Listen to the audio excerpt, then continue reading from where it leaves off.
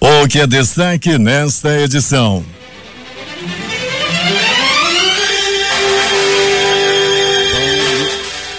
Pânico no shopping. Bandidos disparam tiros contra a joalheria no Manauara. Ex-marido é suspeito do crime. No dia do aniversário da mulher, é morta e jogada em bueiro, no Iranduba.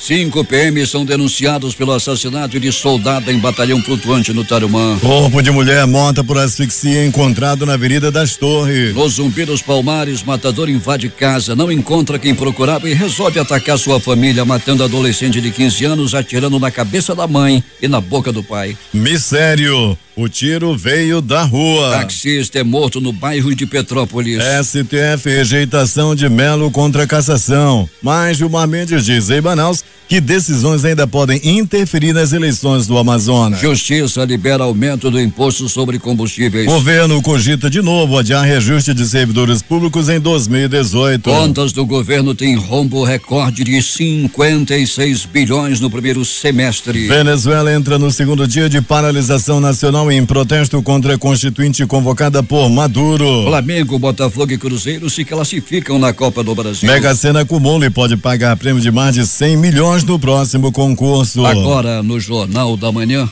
5h48. Previsão do tempo. A temperatura hoje em Manaus poderá ser uma das mais altas já registradas esse ano. O Clima Tempo diz que os termômetros deverão esbarrar nos 35 graus e que pode chover 5 milímetros em áreas isoladas. O dia amanhece com 25 graus aqui no sítio histórico da cidade. A umidade do ar é de 85%. Os ventos estão calmos com 6 km/h de velocidade. Hoje é quinta-feira, 27 de julho. É o 208º dia do ano. Faltam 157 para acabar 2017. Dia de São Celestino I.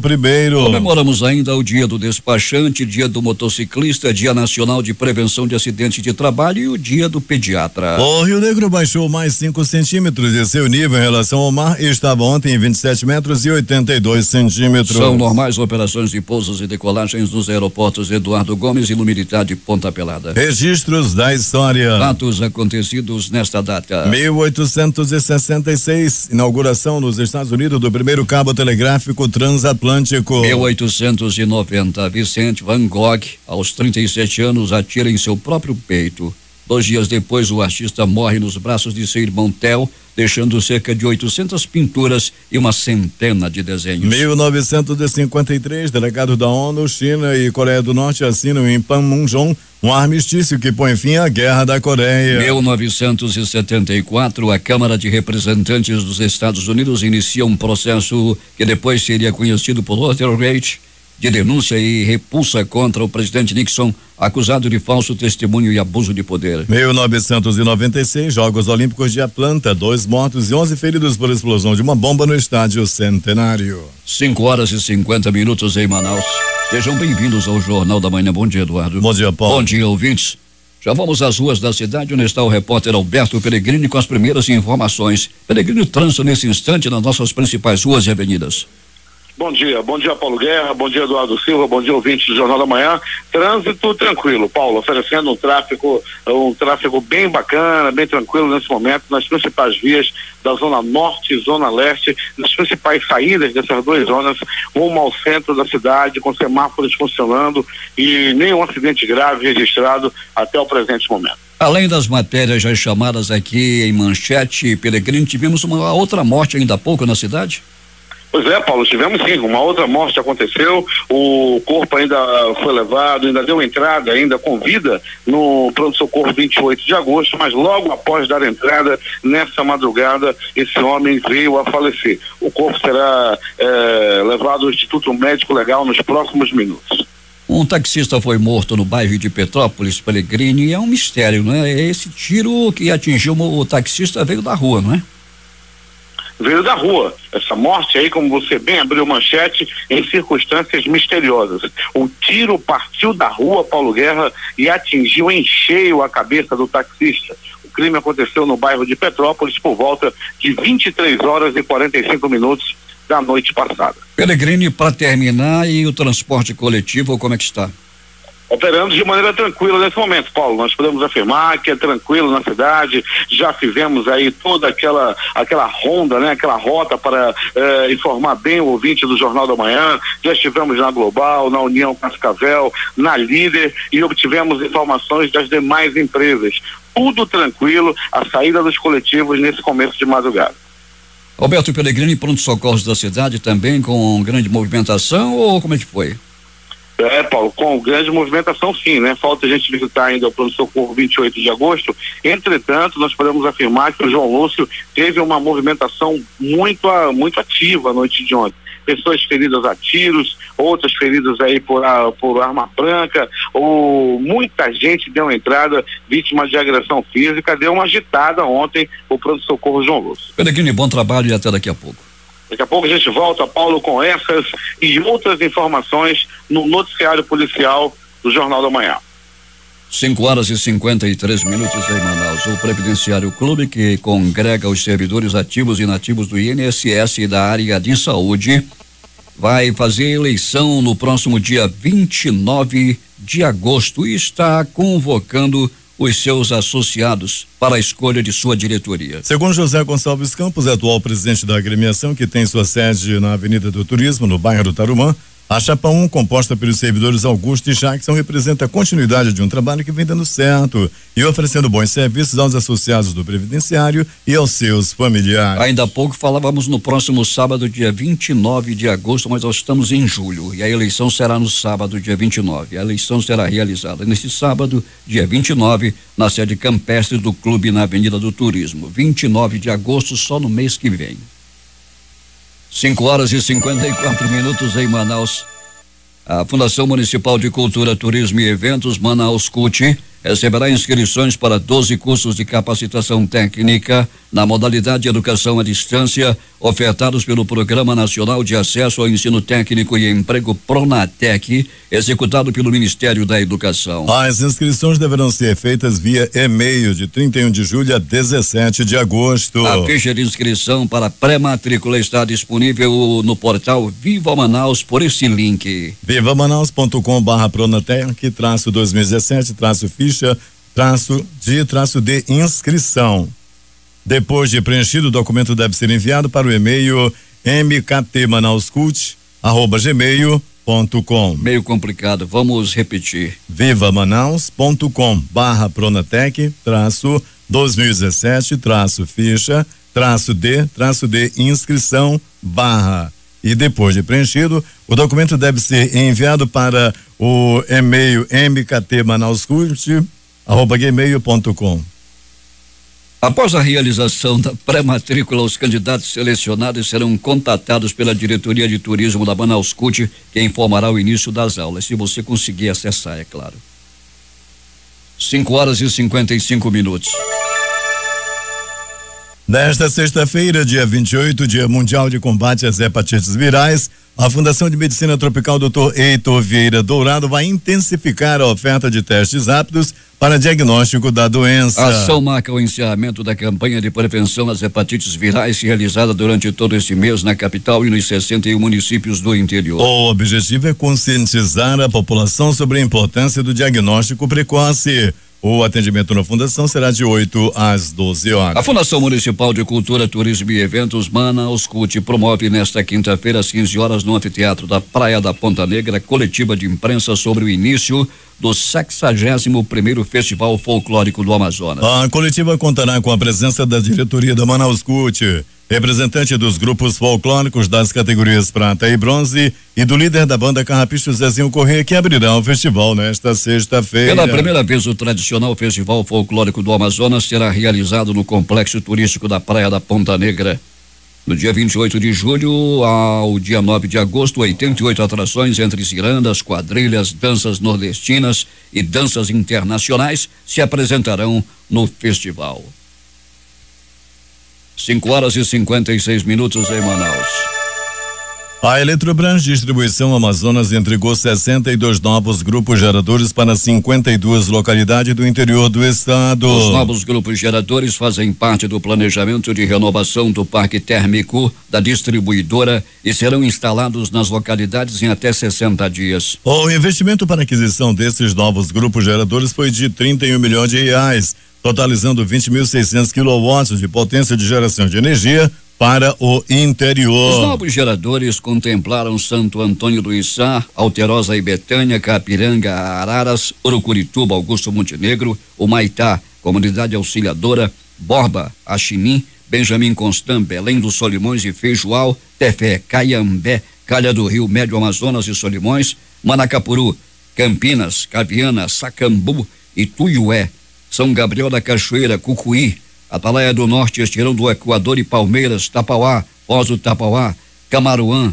Beruri, Itapuru, Japurá, Limoeiro, Vila Belo Monte, Barcelos, Moura e Carvoeiro, em Codajás, Morituba, Carilho da Várzea, Parauá, Barreirinha, Pedras. E ainda São Paulo de Olivença, na comunidade Santa Rita do Uel, São Sebastião do Atumã, Santana do Atumã, Apuí, Sucunduri, Canutama, Vila de Bittencourt, Altazes, Vila Urucurituba e Novo Céu, Alvarães, Amaturá, Boa Vista do Ramos, Envira, Ipixuna, Itamaraty, Itapiranga, Juruá, Itacoatiara, Lindóia e Novo Remanso, Maraã, Nhamundá, Pauini, Tocantins, Guarini e Parintins, na Vila Amazônia.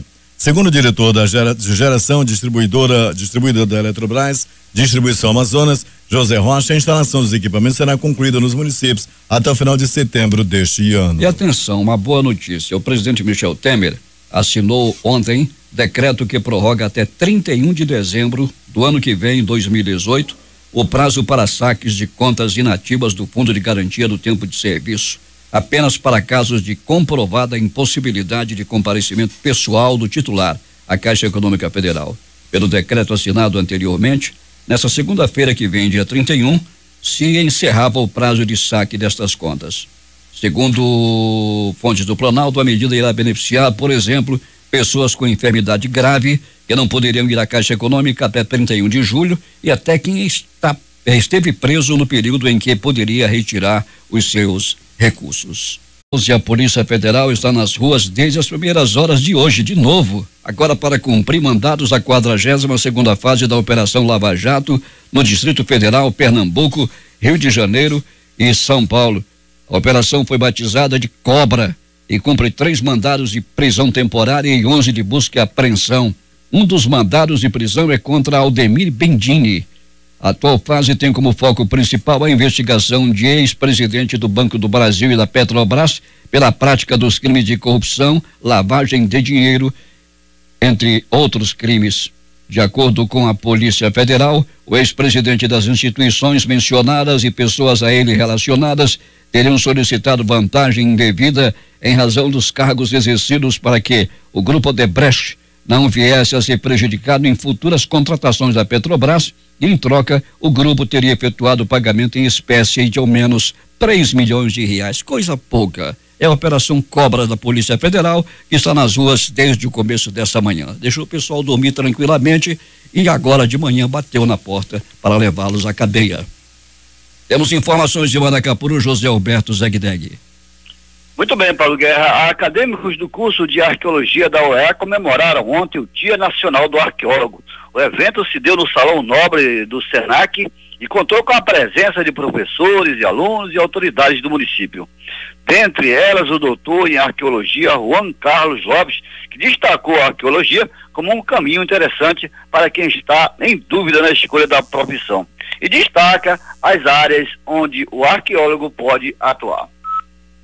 Existem 2 grandes áreas de atuação para o arqueólogo no Brasil, né? Uma é a área de atuação com a pesquisa acadêmica vinculada às universidades, aos institutos de pesquisas, e a outra é a arqueologia que nós chamamos de contrato, a arqueologia que é feita junto aos licenciamentos ambientais de empreendimentos de diferentes portes.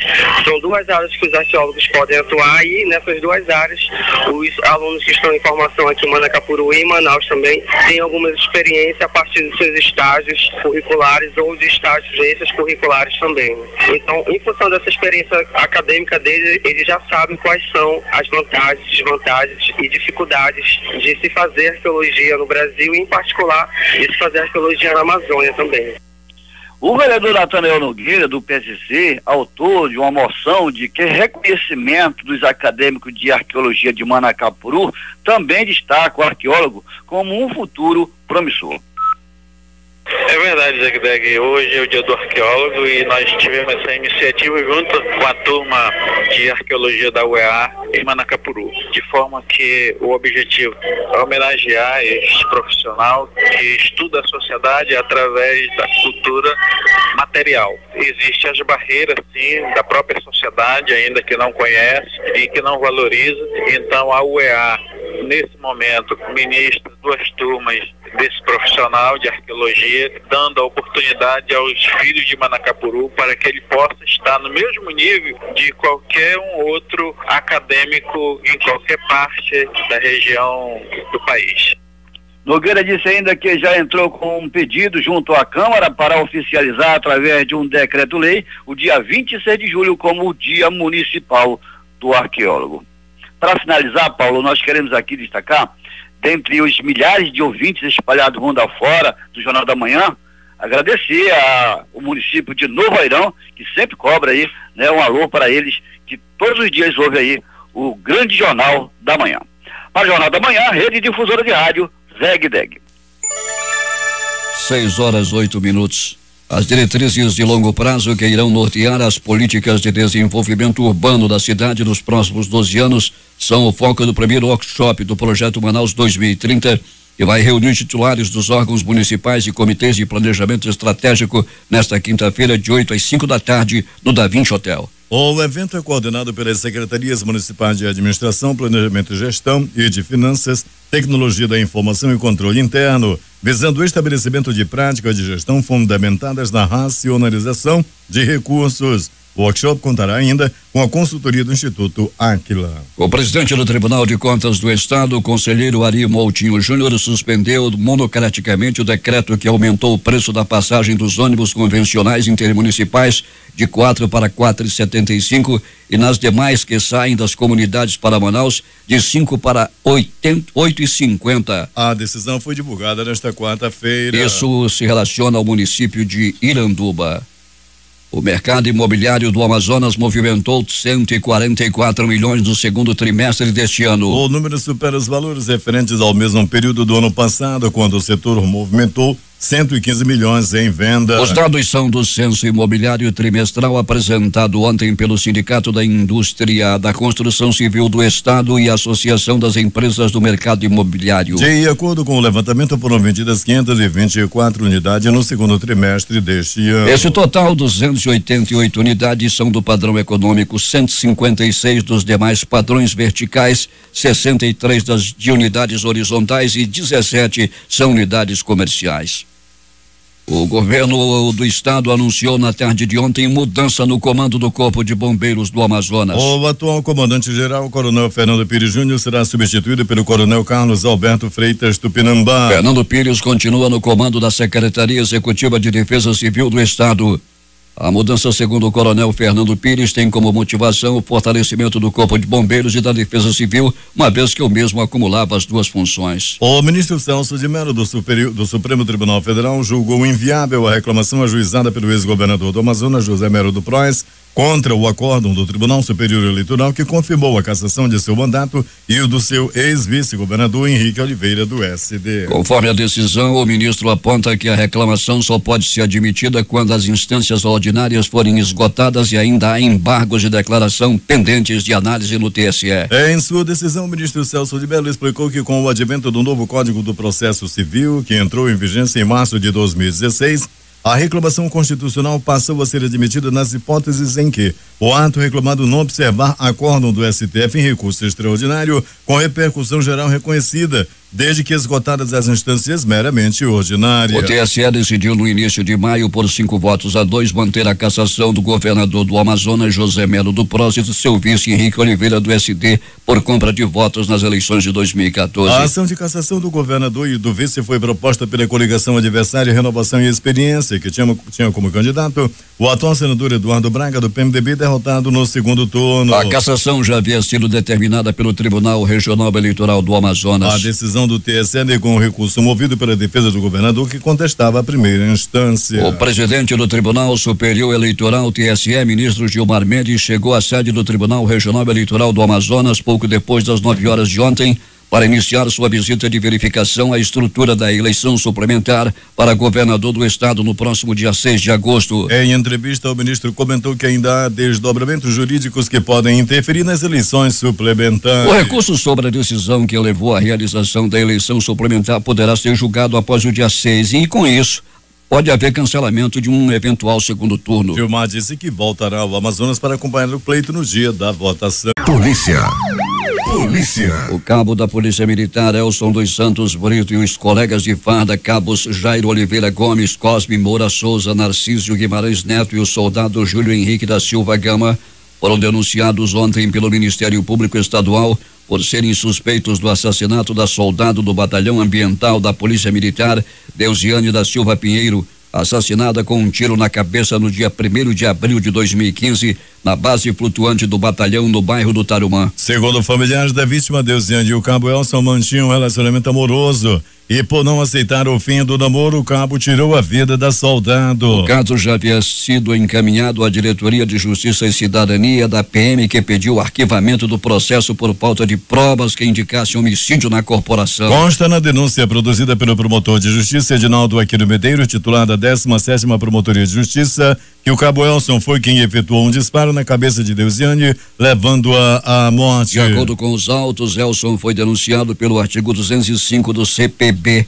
matar alguém à traição e com emboscada. Já os outros policiais vão responder pelo artigo 346 do CPM, fazer afirmação falsa, negar ou calar a verdade como testemunha. O caso tramita na segunda vara do Tribunal do Júri. Caso os denunciados sejam pronunciados pelo juiz, os policiais devem ir à júri popular pelo assassinato. Audácia. Clientes que estavam no Manauara Shopping ontem à noite passaram por momentos de terror após um tiroteio em frente a uma joalheria. De acordo com testemunhas, 4 homens fortemente armados tentaram assaltar a joalheria Orum e, ao entrar na loja, efetuaram os disparos por volta das 19h55. Ao ouvir os tiros, grande parte das pessoas que estavam no piso Castanheira, no centro de compras, entrou em pânico. Segundo a vendedora de um quiosque, a situação foi desesperadora, uma vez que muitas lojas fecharam as portas e alguns clientes ficaram desamparados. Os tiros disparados pelo grupo atingiram uma vitrine blindada, um guarda-corpo de vidro localizado no corredor e uma parede próxima às escadas rolantes. Um homem que estava no andar de baixo do shopping, no piso Tucumã, no momento do incidente, disse ter ouvido cerca de 15 tiros. Segundo ele, a primeira reação foi correr para dentro da loja em que estava em frente à InfoStore. Em nota, a assessoria de comunicação do Manauara Shopping confirmou o assalto na joalheria. Informou ainda que a Polícia Militar foi imediatamente acionada e o shopping está colaborando com as autoridades para acompanhamento da investigação e esclarecimento dos fatos. O shopping afirmou que não houve feridos e que o empreendimento voltou a funcionar normalmente. Violência contra a mulher em Iranduba. No dia do aniversário, mulher é encontrada morta e jogada dentro de um bueiro em um loteamento na rodovia Carlos Braga. O ex-marido, que é taxista, é o principal suspeito do crime. A reportagem é de J. Rai.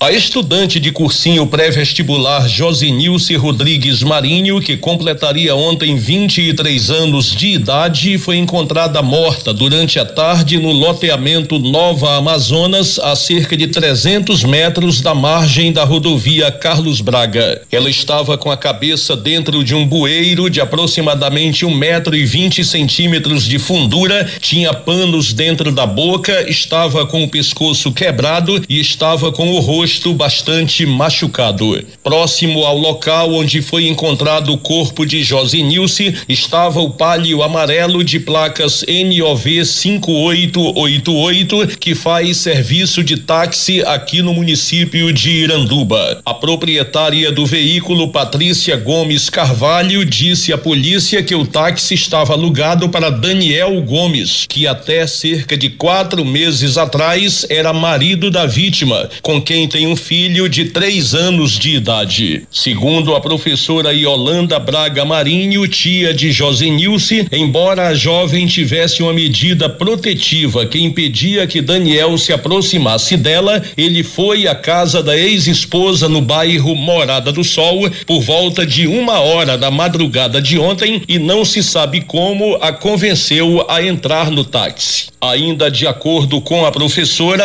a família não tem dúvida de que foi o taxista quem matou a estudante. A versão foi confirmada pelo titular da 31ª Delegacia Interativa de Polícia de Iranduba, delegado Antônio Chicre Neto, que revelou outros detalhes que norteiam a investigação. A medida protetiva era de que ele não aceitava a separação, que ele perseguia. E inclusive uma testemunha que conviveu com ele informou que certa vez ele teria dito que não aguentava as pressões dela e que qualquer dia fazia uma besteira. Indo na casa do taxista, em contato com um amigo que residia junto com o mesmo, ele informou que o taxista não teria dormido lá, chegou por volta das 5h da manhã, deixando a chave do carro e a documentação, dizendo que tinha vindo a pé, que o carro tinha pregado na estrada. E lógico que com toda essa história, a gente concluiu que o taxista realmente é o suspeito pela morte da moça. Provavelmente ele está escondido na cidade de Manaus. A morte da estudante Josenilce Rodrigues Marinho amplia os números da violência contra a mulher em Iranduba. Entre os registros, em setembro de 2014, Leane Lima de Castro, que tinha 17 anos à época, foi morta na própria casa pelo ex-marido. Em novembro do mesmo ano, a estudante da escola Creuza Abesse Fará, N. Strauss Magalhães, de 14 anos, foi encontrada morta em um matagal a 2 quilômetros da sede do município. Até hoje, a autoria do homicídio é desconhecida. O crime de maior repercussão, no entanto, foi o assassinato da líder comunitária da Portelinha, Maria das Dores Salvador Priante, que foi retirada de casa e morta a tiros em um ramal em agosto de 2015. O mandante e os executores do crime foram condenados pela justiça e estão presos. Com a colaboração de Heriberto Quirino, para o Jornal da Manhã, Rede Difusora de Rádio, J. Rai.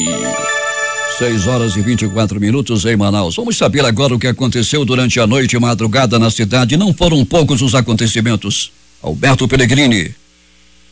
Muito bem, Paulo Guerra e ouvintes do Jornal da Manhã. O bicho pegou! E nós vamos começar, Paulo Guerra, com as notícias vindas do pronto-socorro João Lúcio. No pronto-socorro João Lúcio, o plantão foi assim: 5 pessoas deram entrada vítimas de agressão física. Uma pessoa deu entrada vítima de arma branca, ou seja, levou facadas pelo corpo. 4 pessoas deram entrada vítimas de arma de fogo, ou seja, levaram tiros pelo corpo. No pronto-socorro Platão Araújo, movimentação foi a seguinte: uma pessoa deu entrada vítima de agressão física, outra pessoa deu entrada vítima de queda de moto e uma jovem de 32 anos de idade deu entrada vítima de agressão física. Assim foi o plantão no pronto-socorro Platão Araújo a noite passada.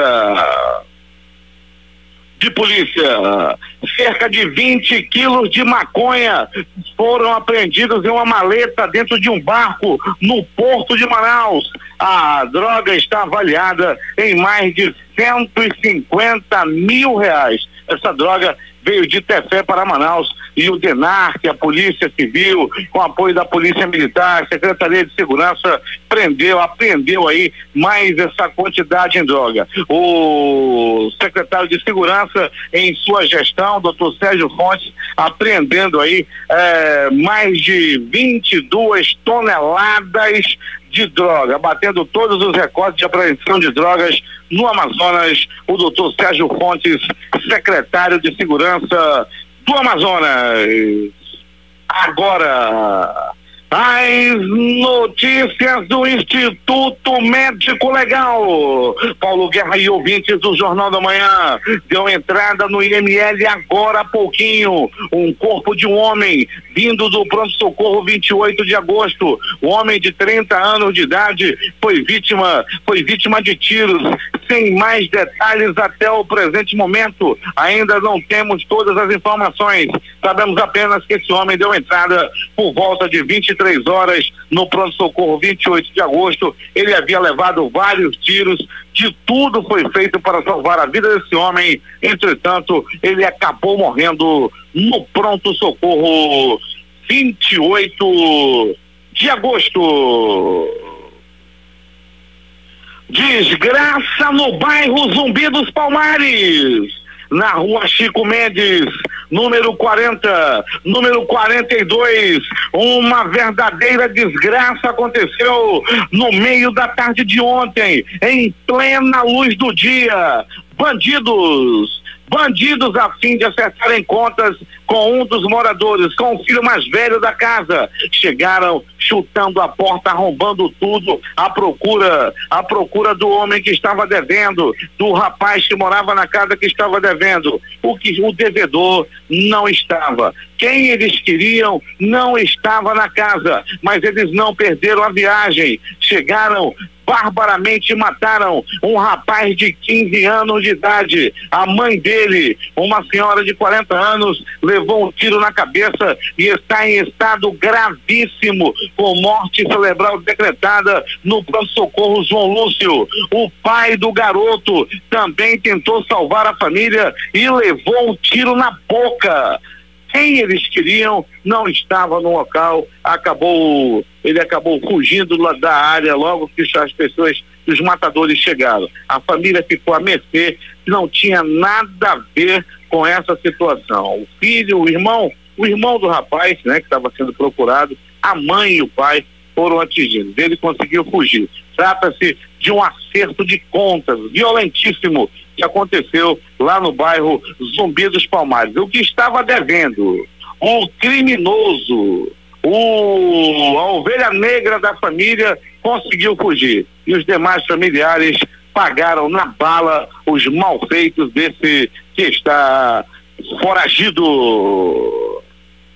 Paulo Guerra e ouvintes do Jornal da Manhã. Era aproximadamente 16 horas e 30 minutos, era tarde de ontem, quando um cadáver de uma mulher, o corpo de uma mulher foi encontrado no matagal próximo à Avenida das Torres.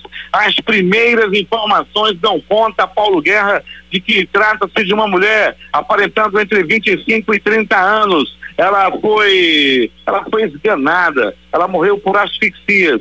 E as informações, as primeiras lá do momento, as primeiras investigações dão conta de que ela foi violentada sexualmente antes de morrer. O crime aconteceu, repito, na Avenida das Torres, proximidades ali do bairro do Aleixo. Realmente uma barbaridade contra uma mulher, e o corpo foi encontrado ontem por volta de 16 horas e 30 minutos.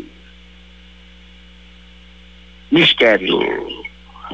Um taxista de 22 anos de idade foi morto, foi assassinado com um balaço na cabeça.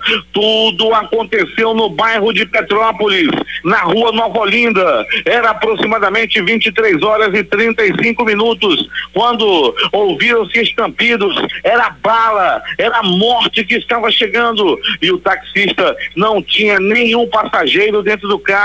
Trata-se do taxista Arleilson Soares Serrão, de 22 anos de idade. Ele dirigia um carro Etios que também não foi levado. O motorista morreu dentro do carro com um balaço na cabeça. Ainda é mistério para a polícia quem cometeu o crime, então, e também por porquê que praticaram esse crime. A polícia já está investigando e com certeza chegará o matador nas próximas horas. Delegacia especializada em homicídio de sequestro e Secretaria de Segurança sempre dando boa resposta à população, e esse crime com certeza será desvendado. Quem matou? Por que matou esse taxista lá no bairro de Petrópolis à noite de ontem? O Instituto Médico Legal realizou nas últimas 24 horas 82 exames de corpo de delito. E essas foram as notícias da noite e madrugada. A reportagem foi de Alberto Pellegrini para o Jornal da Manhã. Os números das loterias.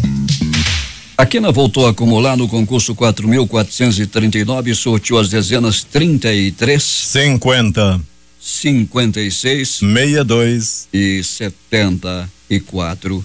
A quadra saiu para 52 apostas, 8.764,95 para cada um apostador. O terno teve 4.544 ganhadores, com premiação individual de R$150 mais 83 centavos. Muita gente no Duque. 119.979 apostas ganhadoras. O prêmio melhorou um pouquinho, R$3,14. Você considera isso aposta ganhadora, Eduardo? A Loto Fácil no concurso 1542.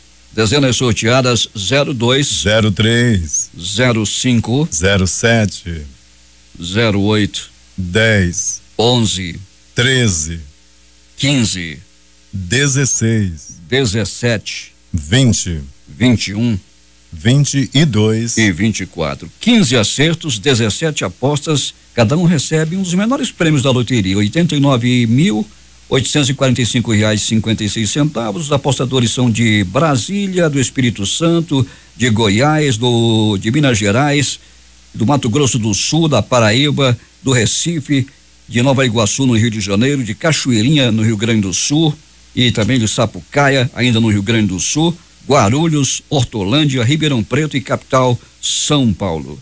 Para 14 acertos foram 1.076 apostas, cada uma recebe R$623,95. Mega Sena concurso 1952. Ninguém acerta o prêmio e o prêmio acumula em 105 milhões. Os números sorteados foram 09, 21, 36, 38, 52 e 53. Aqui ainda teve 180 acertadores. Cada um levou R$39.521,60. Outros 13.017 fizeram a quadra e cada um recebe R$780,72. 6 horas e 38 minutos. Esportes. Em jogo emocionante, o Flamengo perde para o Santos, mas pega o Botafogo em semifinal da Copa do Brasil. O time carioca perdeu por 4-2, mas graças à vantagem no primeiro jogo garantiu a classificação. Agora encara o rival carioca nos dias 16 e 23 de agosto. Após o jogo, muita reclamação do Santos. David Braz reclama de juiz na Vila Belmiro. Faltou colocar a camisa do Flamengo, disse Zagueiro ele. critica Leandro Voaden, que voltou atrás de marcação de pênalti ao Santos no primeiro tempo, após ouvir orientação do quarto árbitro. Para o zagueiro, houve interferência externa no lance em que o árbitro Leandro Voaden voltou atrás após marcar pênalti em Bruno Henrique no primeiro tempo. O Botafogo fez 3-0 no Atlético Mineiro e se classificou às semifinais da Copa do Brasil. Esta foi a 4ª vez que os dois se enfrentaram na competição. Em todas, o Glorioso levou a melhor sobre o rival de Belo Horizonte. Na semifinal, como já dissemos, o Botafogo vai encarar o Flamengo.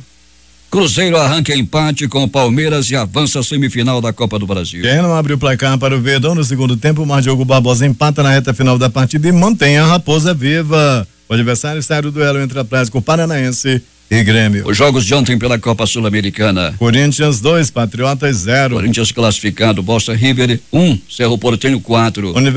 Universidade Católica do Equador 1, Fluminense 2. Os jogos de hoje pela Copa Sul-Americana. 19h15, Arsenal de Sarandi e Esporte Clube Recife. E um jogo pela Copa do Brasil. 21h45, Atlético Paranaense e Grêmio. Últimas notícias. Um helicóptero alemão caiu na região de Gal, no Mali, matando 2 militares alemães, segundo afirmaram agências de notícias internacionais, citando fontes oficiais. A aeronave era parte da missão de paz das Nações Unidas do país, chamado MINUSMA.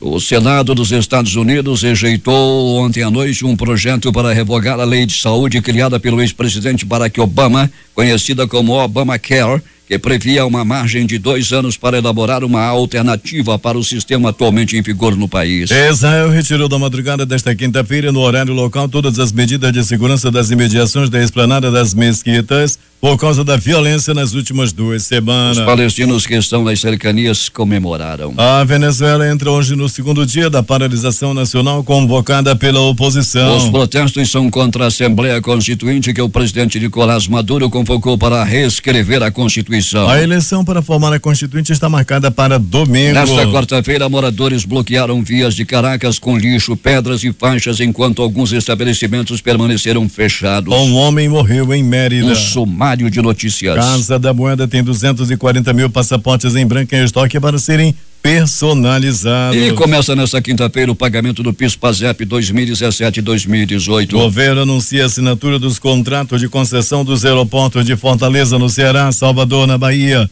Florianópolis, em Santa Catarina, e Porto Alegre, no Rio Grande do Sul. O levantamento do Ministério do Desenvolvimento Social aponta que, após realizar 200 mil perícias, o governo decidiu cancelar 180 mil auxílios doença. Com isso, diz a pasta, será possível economizar 2,6 bilhões de reais por ano. Será divulgada hoje pesquisa Ibope sobre a avaliação do governo Temer, encomendada pela Confederação Nacional da Indústria. O levantamento foi realizado entre 13 e 16 de julho com 2.000 pessoas em 125 municípios. A pesquisa mostrará também o grau de confiança no presidente e o índice de aprovação do governo em 9 áreas de atuação, dentre elas saúde, educação, segurança pública e combate à fome e ao desemprego. O reajuste da gasolina voltou a valer depois que um tribunal federal derrubou uma decisão que suspendia o aumento do preço dos combustíveis. Os postos, no entanto, ficaram alheios à batalha judicial. Os preços subiram na semana passada e não baixaram mais. O aumento de tributos sobre os combustíveis também vai deixar as contas de luz mais caras a partir do ano que vem, segundo prevê a Agência Nacional de Energia Elétrica, ANEEL. O impacto ocorre porque o diesel é usado em parte das termoelétricas que geram energia no país. Na 7ª queda seguida, o juro básico da economia recua para 9,25% ao ano. Essa é a primeira vez desde o final de 2013 que a taxa Selic cai para um patamar abaixo de 10% ao ano. O mercado financeiro vê juro básico em 8% ao ano no fim de 2017. O Tesouro Nacional admite que pode adiar reajuste de servidores em 2018. A proposta vem em momento em que o governo enfrenta dificuldade para fechar suas contas devido à queda na arrecadação. O reajuste previsto para janeiro pode começar em julho. Com um rumo de 56 bilhões de reais, contas do governo têm pior primeiro semestre em 21 anos. As informações foram divulgadas pela Secretaria do Tesouro Nacional. O mercado financeiro avalia que o governo não cumprirá a meta fiscal de 2017, que é de déficit de até 139 bilhões. Como o Jornal da Manhã já informou, o ex-presidente do Banco do Brasil e da Petrobras, Aldemir Bendini, foi preso hoje na 42ª fase da Operação Lava Jato, deflagrada pela Polícia Federal no início da manhã, no Distrito Federal, em Pernambuco, no Rio de Janeiro, São Paulo. Bendini foi preso em Sorocaba. O publicitário André Gustavo Vieira da Silva, que é representante de Bendini, e Antônio Carlos Vieira da Silva Júnior também foram presos. A atual fase da operação foi batizada de Cobra e cumpre 3 mandados de prisão temporária e 11 de busca e apreensão. Matérias de capa dos principais jornais do país nesta quinta-feira. O Globo do Rio de Janeiro. Indenização do PDV será isenta do imposto de renda e de INSS. Folha de São Paulo. TRF derruba liminar que suspendeu o aumento de tributo nos combustíveis. O Estado de São Paulo. Após 4 anos, Selic volta ao patamar de um dígito. Planalto Central, capital da República, Correio Brasiliense. Saque das contas inativas do FGTS é prorrogado até o fim de 2018. Valor econômico. Ministério Público Federal diz que Moreira Franco foi nomeado para escapar da Lava Jato. Estado de Minas. Defesa de Lula não quer interrogatório por videoconferência. Recife, Jornal do Comércio. Rombo nas contas públicas é o maior para junho em 21 anos. Fortaleza, Diário do Nordeste. Acusados de matar e incendiar o corpo de uma mulher irão a júri popular. Porto Alegre, 0 Conta hora. de luz deve ficar mais cara no mês de agosto. Os jornais de Manaus destacam em suas capas hoje o centenário Jornal do Comércio. Mercado imobiliário busca consolidar a recuperação. Agora. Cabo e PMs denunciados pela morte de Deusiane. Em tempo. Caixa paga 185 milhões de abono salarial. A crítica. Pânico do Manauara. Tiros e correria em shopping. Estas foram as principais notícias de ontem e as primeiras de hoje. Termina aqui o Jornal da Manhã. Participaram desta edição reportagens José Alberto Zegdeg, J.R. e Alberto Pellegrini. Operação de rádio Itamar Jardina, Hamilton Cabral e Carlos Luiz. A apresentação, Eduardo Silva e Paulo Guerra.